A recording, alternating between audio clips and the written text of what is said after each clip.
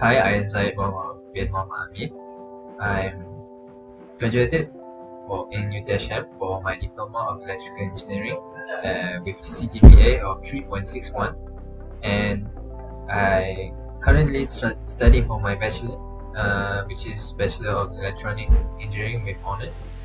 My language proficiency is English, Bahasa Malaysia, and Japanese. And my computer literacy is Proteus, Micro C, Micro P, Arduino coding, and C++.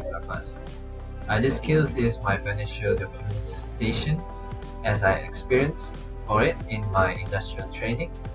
My working experience is in for the company of Buddha Dairyos for STEM Life and for OnSpeed. Next is my reference is my father, Muhammad Amin Amin. He was a former chargeman and system design engineer for ExxonMobil. That's all. Thank you.